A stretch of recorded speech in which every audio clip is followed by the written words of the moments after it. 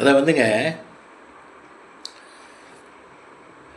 மனுஷன் வந்து நம்ம நம்ம ஆள் எப்படின்னா, நம்ம வரும்போது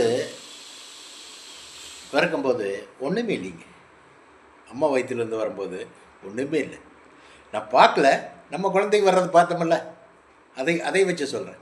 நம்ம குழந்தைங்க பார்த்ததை வர்றேன், அதே மாதிரி தான் நாமளும் வந்திருப்போம் இல்லைங்களா? வந்திருப்போன்னா எப்பவுமே துவண்டு விடக்கூடாதுங்க. இப்போ +2 முடிச்சிருச்சு, +2 முடித்தாச்சு, வேலைக்கு போகணும்.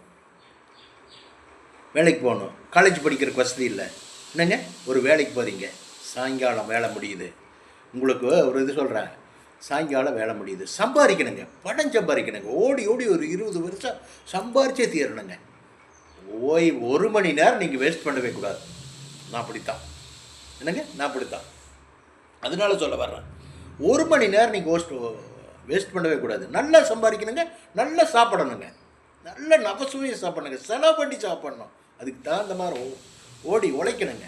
அது உழைக்கிறதுக்கு எப்படி உழைக்கிறனாங்க, இப்போ +2 முடிச்சுட்டு ஒரு குறிப்பிட்ட இடத்துல ஒரு வேலைக்கு போகிறீங்க, காலையில் 9 மணிக்கு போகிறீங்க, சிலைக்கு 5 மணிக்கு வர்றீங்களா? வந்துட்டு வீட்டில் ரெஸ்ட் எடுக்கக்கூடாது, வீட்டில் சோம்பேறித்தனமாக உட்காரக்கூடாது. உடனே குளிக்கிறீங்க, ட்ரெஸ் பண்ணுறீங்க. இந்த மருத்துவம் எல்லாம் இருக்கலைங்க, ரெப்ரசன்டேட்டிவ் மருந்து கம்பெனிகள், மருந்து கடைகள், மருந்து ஹோல்சேல் டீலர்கள், அவங்ககிட்ட நீங்கள் போகிறீங்க. அவங்ககிட்ட போகும்போது பெரிய பெரிய ஃபேக்ட்ரி, பெரிய பெரிய கம்பெனி, இங்கே அவங்ககிட்ட போகும்போது, சார் உங்கள் ப்ராடக்ட்டுக்கு நான் ஆர்டர் எடுத்துட்றேன்.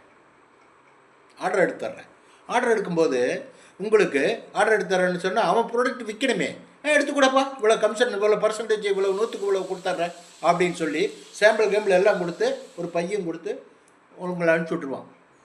நீங்கள் கிட்டத்தட்ட 2 ஹவர்ஸுங்க ஒரு ரவுண்ட் அடித்து கடைகளுக்கெல்லாம் போய் ஆர்டர் எடுத்து டெய்லி ஒரு 2000 ரூபா 3000 ரூபாய்க்கு ஆர்டர் எடுத்திங்கன்னா கணிசமான தொகை உங்களுக்கு டெய்லி கிடச்சிட்டே இருக்கும். என்னங்க, கணிசமான நீங்கள் ஒரு தொகை வந்துகிட்டே இருக்கும். கணிசமான ஒரு தொகை வரும்போது நாளடைவில் அந்த தொகை வந்து நீங்கள் செலவு பண்ணாமல் ஒரு பேங்க்கில் போட்டு இருந்திருந்தீங்கன்னா எடுத்துருந்தீங்கன்னா அதனுடைய பெனிஃபிட் என்னென்னா, நாளைக்கு அந்த தொகை வந்து பெருசாகும் போது ஒரு 10 ஆண்டுகள் இப்படியே பண்ணிகிட்டு இருக்கிறீங்கன்னு வச்சுங்களேன்.